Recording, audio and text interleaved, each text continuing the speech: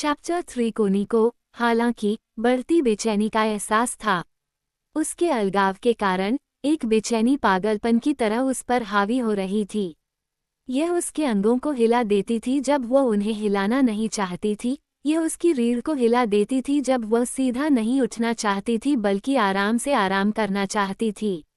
यह उसके शरीर के अंदर, उसके गर्भ में, कहीं रोमांचित करती थी, जब तक कि उसे लगा कि उसे पानी में कूदना चाहिए और इससे दूर जाने के लिए तैरना चाहिए। एक पागल बेचैनी। इसने बिना किसी कारण के उसके दिल को जोर से धड़कने पर मजबूर कर दिया। और वह पतली होती जा रही थी। ये सिर्फ बेचैनी थी। वह पार्क के उस पार भाग जाती, क्लिफोर्ड को छोड़ देती और ब्रैकेन में लेट जाती। घर से दूर जाने के लिए। उसे घर और सभी से दूर जाना ही था। काम ही उसका एकमात्र आश्रय, उसका अभयारण्य था। लेकिन यह वास्तव में कोई शरण स्थल या अभयारण्य नहीं था, क्योंकि उसका इससे कोई संबंध नहीं था। ये केवल एक जगह थी जहां वह बाकी लोगों से दूर हो सकती थी। उसने कभी भी जंगल की आत्मा को नहीं छुआ। अगर उसमें ऐसी कोई निरर्थक चीज थी, वो खुद को अस्पष्ट रूप से जानती थी कि वो किसी तरह से टुकड़ों में बंट रही थी। अस्पष्ट रूप से वह जानती थी कि वह संपर्क से बाहर हो गई थी। उसने ठोस और महत्वपूर्ण दुनिया से संपर्क खो दिया था। केवल क्लिफोर्ड और उसकी किताबें, जो अस्तित्व में नहीं थीं, जिनमें कुछ भी नहीं था। शून्य से शून्य। अस्पष्ट रूप से वह जानती थी। लेकिन ये पत्थर पर अपना सिर पीटने जैसा था। उसके पिता ने उसे फिर से चेतावनी दी, कोनी, तुम अपने लिए कोई प्रेमी क्यों नहीं ढूंढ लेती? दुनिया में जो भी अच्छा हो, करो। उस सर्दी में माइकेलिस कुछ दिनों के लिए आया था। वह एक युवा आयरिश था जिसने अमेरिका में अपने नाटकों से पहले ही बहुत सारा धन कमाया था। लंदन में स्मार्ट समाज ने उसे कुछ समय के लिए काफी उत्साह से अपनाया था, क्योंकि वह स्मार्ट समाज के नाटक लिखता था। फिर धीरे धीरे स्मार्ट समाज को एहसास हुआ कि उसे डबलिन के एक घटिया गली चूहे के हाथों हास्यास्पद बना दिया गया था, और घृणा होने लगी। माइकेलिस ने जो कुछ भी किया वह बदतमीजी और बेबुनियाद था। उसे अंग्रेजी विरोधी पाया गया, और जिस वर्ग ने ये पता लगाया, उसके लिए ये सबसे गंदे अपराध से भी बदतर था। उसे मार डाला गया, और उसकी लाश को कूड़ेदान में फेंक दिया गया। फिर भी माइकेलिस के पास मेफेयर में अपना अपार्टमेंट था और वह बॉन्डर स्ट्रीट पर एक सज्जन व्यक्ति की छवि के साथ चलते थे, क्योंकि जब ग्राहक भुगतान करते हैं तो आप सबसे अच्छे दर्जे से भी अपने निम्न दर्जे के ग्राहकों के कपड़े नहीं कटवा सकते। क्लिफोर्ड उस युवा व्यक्ति को उसके करियर के एक अशुभ क्षण में 30 वर्षीय युवक को आमंत्रित कर रहा था। फिर भी क्लिफोर्ड ने संकोच नहीं किया। माइकेलिस के कान शायद कुछ मिलियन लोगों के थे, और एक निराशाजनक बाहरी व्यक्ति होने के नाते वह निस्संदेह इस मोड़ पर रग्बी में आमंत्रित किए जाने के लिए आभारी होगा, जब बाकी स्मार्ट दुनिया उससे कतरा रही थी। आभारी होने के नाते वह निस्संदेह अमेरिका में क्लिफोर्ड के लिए अच्छा करेगा। शाबाशी। एक आदमी को बहुत प्रशंसा मिलती है, चाहे वह कुछ भी हो, अगर उसके बारे में सही तरीके से बात की जाए, खासकर वहाँ। क्लिफोर्ड एक उभरता हुआ आदमी था, और यह उल्लेखनीय था कि उसके पास कितनी अच्छी प्रचार प्रवृत्ति थी। अंत में माइकेलिस ने उसे एक नाटक में सबसे नेक काम दिया, और क्लिफोर्ड एक तरह का लोकप्रिय नायक था। प्रतिक्रिया तक, जब उसने पाया कि उसे हास्यास्पद बना दिया गया था। कोनी को क्लिफोर्ड की अंधी, दबंग प्रवृत्ति पर थोड़ा आश्चर्य हुआ कि वह प्रसिद्ध हो जाए। प्रसिद्ध, यानी उस विशाल अनाकार दुनिया में जिसे वह खुद नहीं जानता था, और जिससे वह बेचैनी से डरता था। एक लेखक के रूप में, एक प्रथम श्रेणी के आधुनिक लेखक के रूप में जाना जाता था। कोनी सफल, बूढ़े, दिलदार, धोखेबाज सर मैल्कम से अवगत थी कि कलाकार खुद का विज्ञापन करते हैं और अपने सामान को बेचने के लिए खुद को झोंक देते हैं।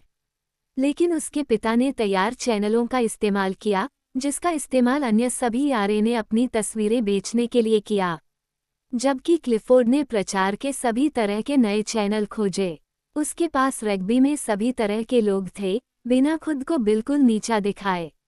लेकिन खुद को जल्दी से जल्दी एक प्रतिष्ठित स्मारक बनाने के लिए दृढ़ संकल्पित, उसने बनाने में किसी भी तरह के मलबे का इस्तेमाल किया। माइकेलिस एक बहुत ही साफ सुथरी कार में, एक ड्राइवर और एक नौकर के साथ विधिवत रूप से पहुंचा।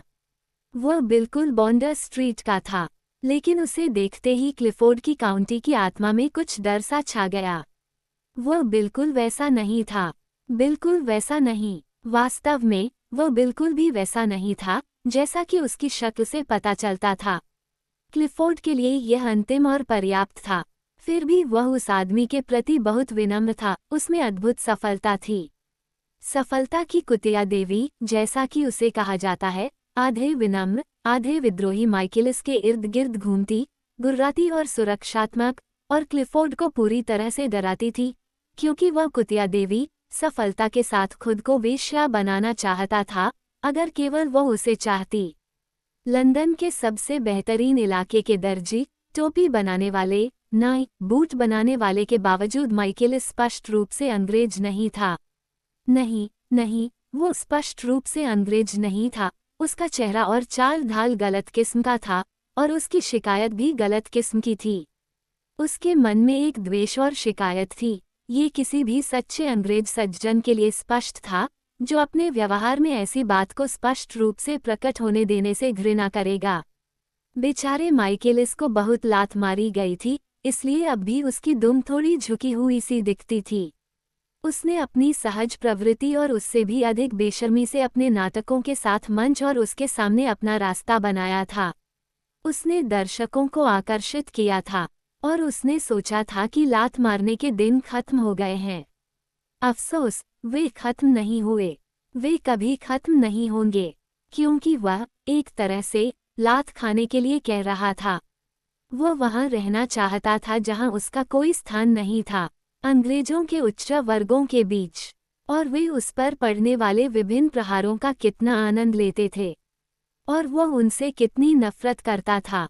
फिर भी वह अपने नौकर और अपनी बहुत ही साफ सुथरी कार, इस डबलिन सनकर कार के साथ यात्रा करता था। उसमें कुछ ऐसा था जो कोनी को पसंद था। वो खुद को बड़ा नहीं मानता था, उसे खुद के बारे में कोई भ्रम नहीं था। उसने क्लिफोर्ड से समझदारी से, संक्षेप में, व्यावहारिक रूप से, उन सभी चीजों के बारे में बात की जो क्लिफोर्ड जानना चाहता था। उसने विस्तार नहीं किया या खुद को जाने नहीं दिया। वह जानता था कि उसे रग्बी में इस्तेमाल करने के लिए बुलाया गया था, और एक बूढ़े, चतुर, लगभग उदासीन व्यवसाय या बड़े व्यवसायी की तरह उसने खुद से सवाल पूछे जाने दिए, और उसने यथासंभव कम भावनाओं को बर्बाद करते हुए जवाब दिए। पैसा, उसने कहा, पैसा एक तरह की सहज प्रवृत्ति है। पैसा कमाना मनुष्य में एक तरह का स्वाभाविक गुण है। ये कुछ ऐसा नहीं है जो आप करते हैं। यह कोई चाल नहीं है जो आप खेलते हैं। यह आपकी अपनी प्रकृति का एक प्रकार का स्थायी संयोग है। एक बार जब आप शुरू करते हैं, तो आप पैसा कमाते हैं, और आप आगे बढ़ते रहते हैं, एक सीमा तक, मुझे लगता है। क्लिफोर्ड ने कहा, लेकिन आपको शुरुआत तो करनी ही होगी। ओह, बिल्कुल, तुम्हें अंदर जाना ही होगा। अगर तुम्हें बाहर रखा गया तो तुम कुछ नहीं कर पाओगे। तुम्हें अपना रास्ता खुद ही बनाना होगा। एक बार जब तुम ऐसा कर लोगे, तो तुम कुछ नहीं कर पाओगे। क्लिफोर्ड ने पूछा, लेकिन क्या आप नाटकों के अलावा और किसी माध्यम से पैसा कमा सकते थे? ओह, शायद नहीं। मैं एक अच्छा लेखक हो सकता हूँ या मैं एक बुरा लेखक भी हो सकता हूँ, लेकिन मैं एक लेखक हूँ और नाटकों का लेखक हूँ, और मुझे ऐसा ही बनना है। इसमें कोई सवाल ही नहीं है। और आप सोचते हैं कि आपको लोकप्रिय नाटकों का लेखक बनना है? कोनी ने पूछा। ठीक है, उसने अचानक उसकी ओर मुड़ते हुए कहा, इसमें कुछ भी नहीं है। लोकप्रियता में कुछ भी नहीं है। अगर बात जनता तक पहुंचती है, तो उसमें कुछ भी नहीं है। मेरे नाटकों में वास्तव में ऐसा कुछ नहीं है जो उन्हें लोकप्रिय बना सके। ऐसा नहीं है। वे बस मौसम की तरह हैं, जिस तरह का होना चाहिए। फिलहाल के लिए, उसने अपनी धीमी, बल्कि भरी हुई आंखें, जो इस तरह के अथाह मोहभंग में डूबी हुई थीं, कोनी पर घुमाई और वह थोड़ा कांप उठी। वह बहुत बुरा लग रहा था, अंतहीन बुरा, मोहभंग की परतों से बना हुआ, पीढ़ी दर पीढ़ी उसके अंदर, भूवैज्ञानिक परतों की तरह, और साथ ही वह एक बच्चे की तरह अकेला था। एक निश्चित अर्थ में, एक बहिष्कृत, लेकिन अपने चूहे जैसे अस्तित्व की हताश बहादुरी के साथ।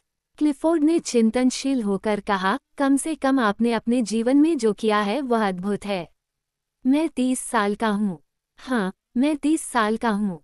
माइकेलिस ने अचानक और तीखे स्वर में, एक अजीब सी हंसी के साथ कहा, खोखली, विजयी और कड़वी। और क्या आप अकेले हैं? कोनी ने पूछा। तुम्हारा क्या मतलब है? क्या मैं अकेली रहती हूँ? मेरे पास मेरा नौकर है। वह ग्रीक है, ऐसा वह कहता है, और काफी अयोग्य है। लेकिन मैं उसे रखती हूँ। और मैं शादी करने जा रही हूँ। ओह, हाँ, मुझे शादी करनी ही होगी। ऐसा लगता है कि आपके टॉन्सिल कटवा दिए जाएंगे, कोनी ने हंसते हुए कहा। क्या यह एक प्रयास होगा? उसने उसकी ओर प्रशंसा भरी निगाह से देखा। खैर, लेडी चैटली, किसी न किसी तरह तो ये हो ही जाएगा। मुझे लगता है, माफ कीजिए, मुझे लगता है कि मैं किसी अंग्रेज महिला से शादी नहीं कर सकता, यहाँ तक कि आयरिश महिला से भी नहीं। क्लिफोर्ड ने कहा, किसी अमेरिकी को आजमाओ। ओह, अमेरिकन, वो खोखली हंसी हंसा। नहीं, मैंने अपने आदमी से पूछा है कि क्या वो मेरे लिए कोई तुर्क या कुछ और ढूंढ सकता है। ओरिएंटल के करीब कुछ। कोनी को असाधारण सफलता के इस विचित्र, उदास नमूने पर वाकई आश्चर्य हुआ। कहा जाता था कि उसे अकेले अमेरिका से $50,000 की आय थी। कभी कभी वह सुंदर दिखता था, कभी कभी जब वह बगल की ओर, नीचे की ओर देखता था और रोशनी उस पर पड़ती थी, तो वह एक नक्काशीदार हाथीदांत नीग्रो मुखौटे की खामोश, स्थायी सुंदरता, उसकी काफी भरी हुई आंखें और मजबूत विचित्र रूप से धनुषाकार भौहें, स्थिर, संकुचित मुंह, वो क्षणिक लेकिन प्रकट गतिहीनता, एक कालातीतता जिसे बुद्ध लक्ष्य करते हैं और जिसे नीग्रो कभी कभी बिना लक्ष्य किए व्यक्त करते हैं, जाति में कुछ पुराना और मौन।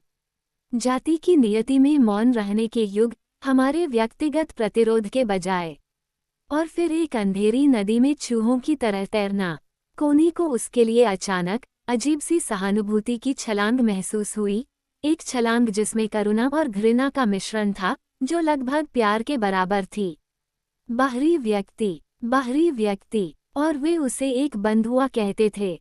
क्लिफोर्ड कितना अधिक गुंडागर्दीपूर्ण और मुखर लग रहा था, कितना अधिक मूर्ख। माइकेलिस को तुरंत पता चल गया कि उसने उस पर एक प्रभाव डाला है। उसने अपनी पूरी, भूरी, थोड़ी उभरी हुई आंखें उस पर घुमाई, एक शुद्ध उदासीनता भरी नजर से। वो उसका और उसके द्वारा बनाए गए प्रभाव की सीमा का आकलन कर रहा था। अंग्रेजों के साथ कुछ भी उसे हमेशा के लिए बाहरी व्यक्ति होने से नहीं बचा सकता था, यहाँ तक कि प्यार भी नहीं। फिर भी महिलाएं कभी कभी उस पर फिदा हो जाती थीं, अंग्रेज महिलाएं भी। वह जानता था कि क्लिफोर्ड के साथ वह कहाँ था। वे दो विदेशी कुत्ते थे जो एक दूसरे पर झपटना चाहते थे, लेकिन मजबूरी में मुस्कुरा दिए। लेकिन महिला के साथ वह इतना निश्चित नहीं था। नाश्ता बेडरूम में परोसा गया। क्लिफोर्ड दोपहर के भोजन से पहले कभी नहीं दिखाई दिया और भोजन कक्ष थोड़ा उदास था। कॉफी के बाद, बेचैन और बीमार आत्मा माइकेलिस ने सोचा कि उसे क्या करना चाहिए। यह एक अच्छा नवंबर का दिन था, रग्बी के लिए अच्छा था। उसने उदास पाक की ओर देखा। हे भगवान, क्या जगह है। उसने एक नौकर को ये पूछने के लिए भेजा कि क्या वह लेडी चैटली की कोई मदद कर सकता है। उसने शेफील्ड तक गाड़ी चलाने के बारे में सोचा। जवाब मिला, क्या वह लेडी चैटली के बैठक कक्ष में जाना चाहेगा। कोनी के पास तीसरी मंजिल पर एक बैठक कक्ष था, जो घर के मध्य भाग की सबसे ऊपरी मंजिल थी। बेशक, क्लिफोर्ड के कमरे भूतल पर थे। लेडी चैटली के अपने कमरे में बुलाए जाने से माइकेलिस खुश हो गया। वह नौकर के पीछे अंधाधुंध तरीके से चला गया। उसने कभी भी चीजों पर ध्यान नहीं दिया या अपने आसपास के माहौल से उसका कोई संपर्क नहीं था। उसके कमरे में उसने रेनोया और सेजेन की बेहतरीन जर्मन प्रतिकृतियों पर स्पष्ट रूप से नजर डाली। यहाँ ऊपर बहुत अच्छा है, उसने अजीब सी मुस्कान के साथ कहा, मानो मुस्कुराने से उसे तकलीफ हो रही हो। उसने अपने दांत दिखाए। ऊपर तक पहुँचना ही समझदारी है। हाँ, मुझे ऐसा लगता है, उसने कहा। उसका कमरा घर में एकमात्र समलैंगिक, आधुनिक कमरा था, रग्बी में एकमात्र जगह जहां उसका व्यक्तित्व पूरी तरह से प्रकट होता था। क्लिफोर्ड ने इसे कभी नहीं देखा था और उसने बहुत कम लोगों को ऊपर आने के लिए कहा था। अब वो और माइकेलिस आग के विपरीत दिशा में बैठकर बातें करते हैं। वह माइकेलिस से उसके बारे में, उसकी माँ और पिता, उसके भाइयों के बारे में पूछती है। अन्य लोग हमेशा उसके लिए आश्चर्य की बात होते थे, और जब उसकी सहानुभूति जागृत होती थी तो वह वर्ग भावना से बिल्कुल रहित होती थी। माइकेलिस अपने बारे में खुलकर बात करता था, बिल्कुल स्पष्ट रूप से, बिना किसी दिखावे के, बस अपनी कड़वी, उदासीन, आवारा कुत्ते की आत्मा को प्रकट करता था, फिर अपनी सफलता पर बदला लेने वाले गर्व की एक झलक दिखाता था। लेकिन तुम इतने अकेले क्यों हो? कोनी ने उससे पूछा, और फिर से उसने अपनी पूरी, खोजी, भूरी नज़र से उसकी ओर देखा।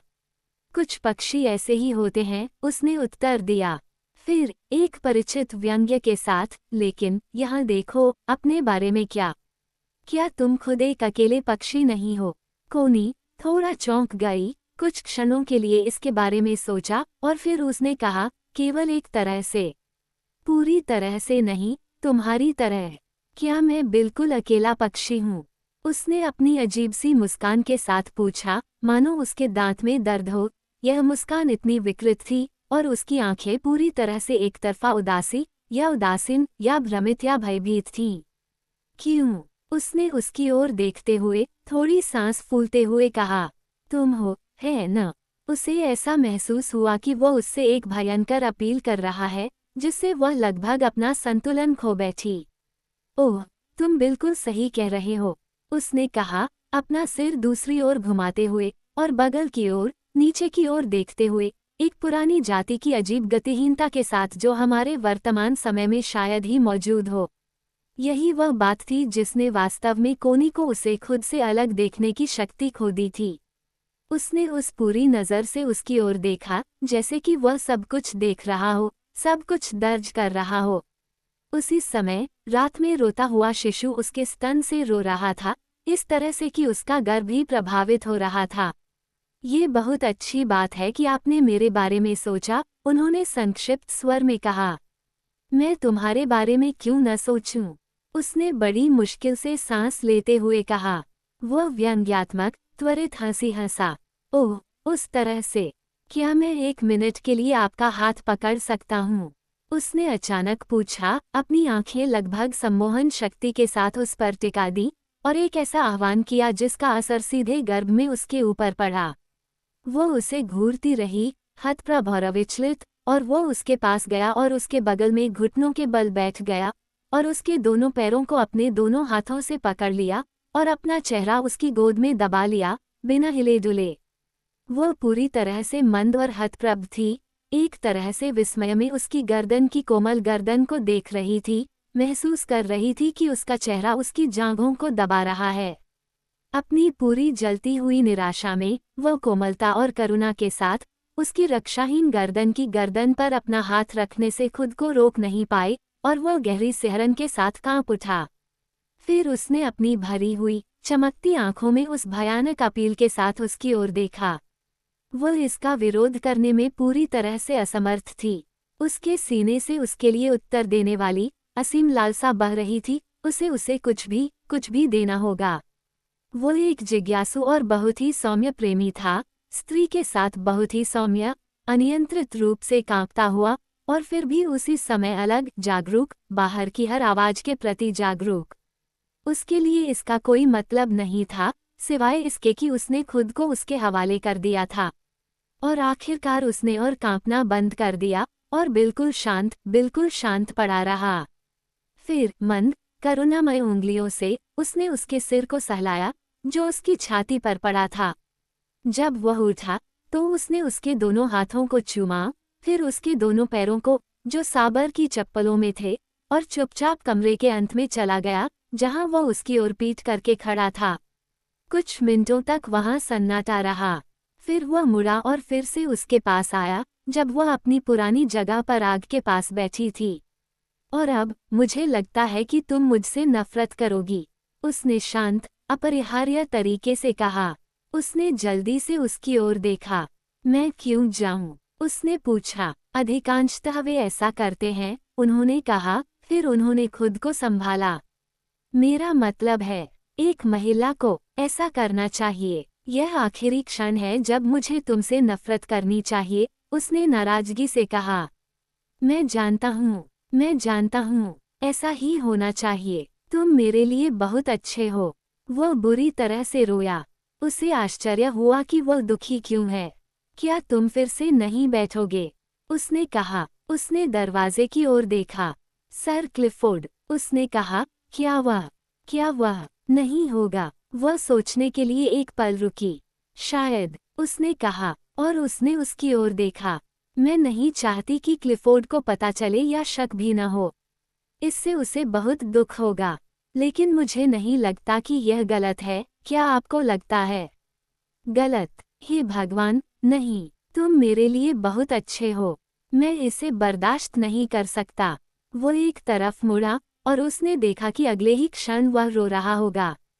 लेकिन हमें क्लिफोर्ड को यह नहीं बताना चाहिए, है न? उसने विनती की। इससे उसे बहुत दुख होगा। और अगर उसे कभी पता नहीं चलता, कभी संदेह नहीं होता, तो इससे किसी को दुख नहीं होगा।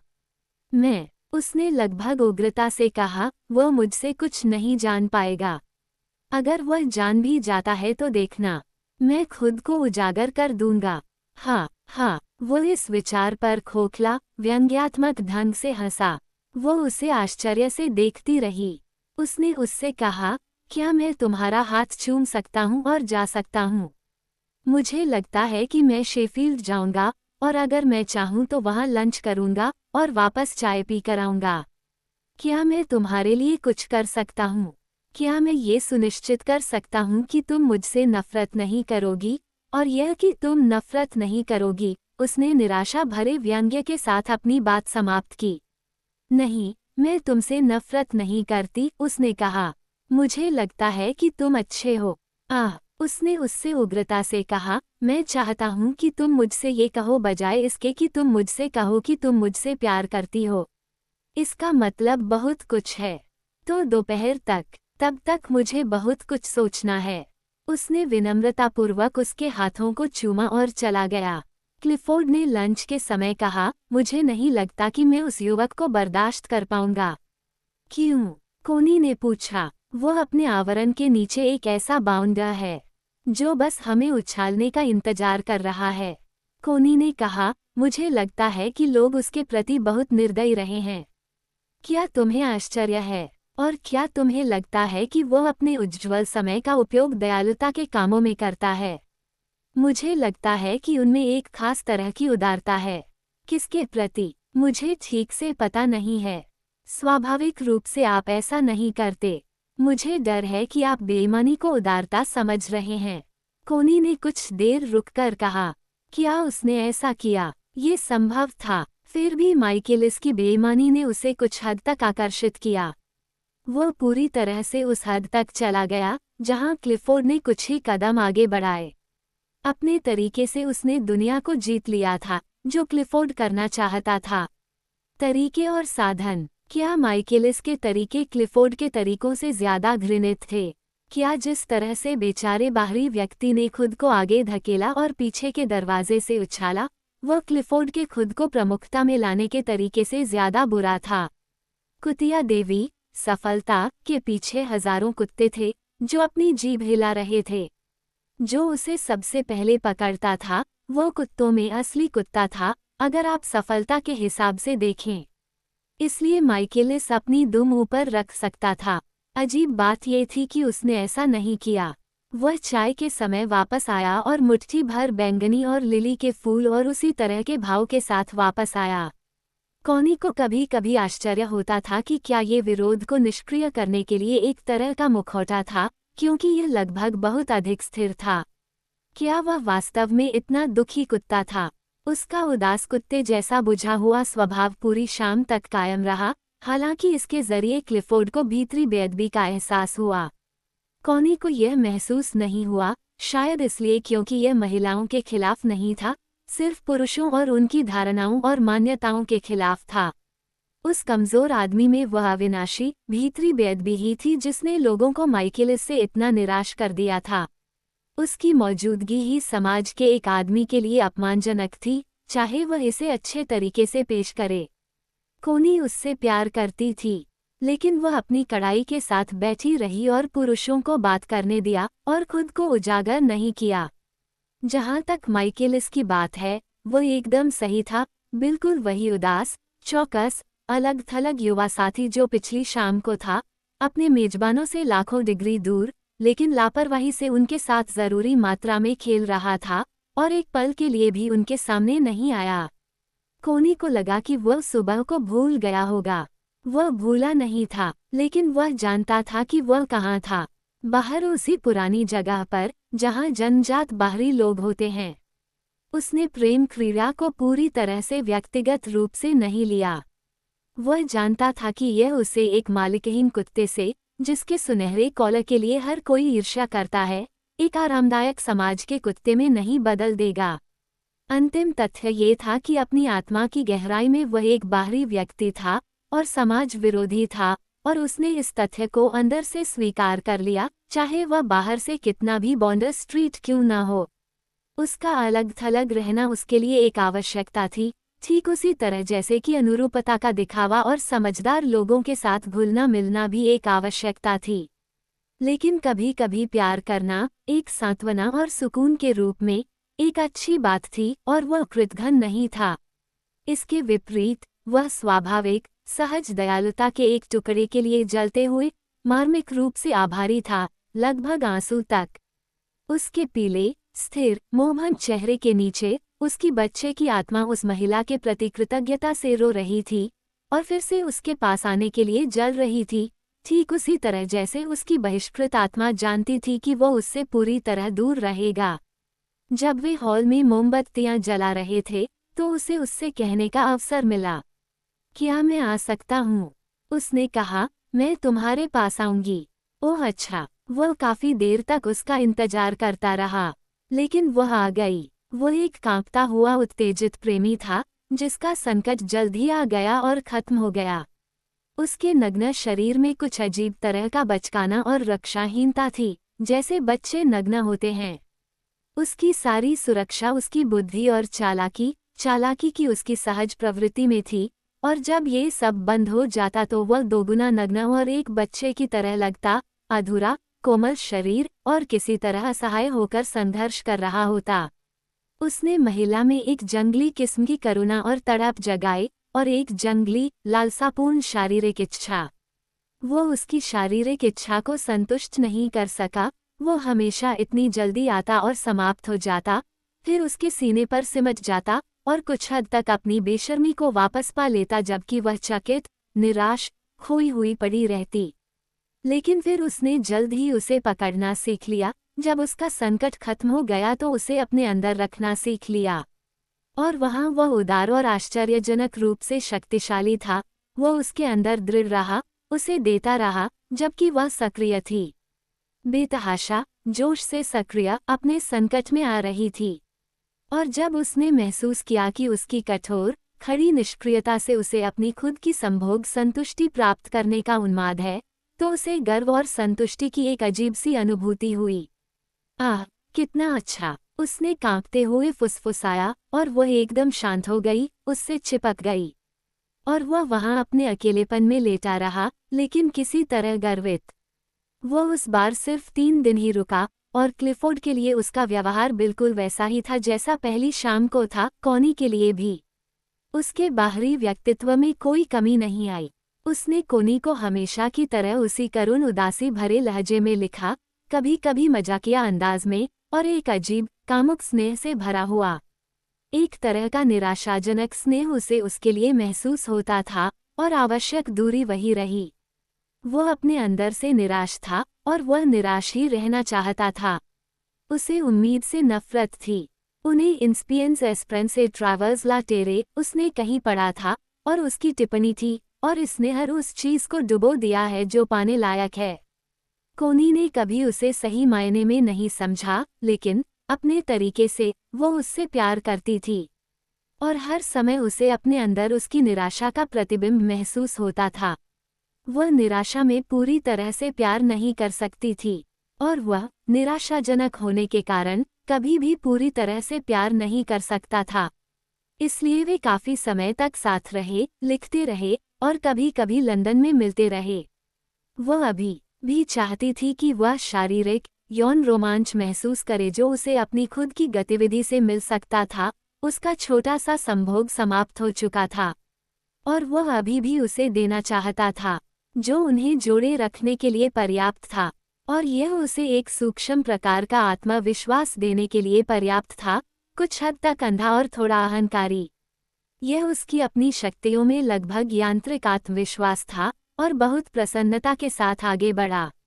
वह रग्बी में बहुत खुश थी और उसने अपनी सारी उत्तेजित प्रसन्नता और संतुष्टि का उपयोग क्लिफोर्ड को उत्तेजित करने के लिए किया, ताकि वह इस समय अपना सर्वश्रेष्ठ लिख सके और अपने अजीब अंधे तरीके से लगभग खुश था।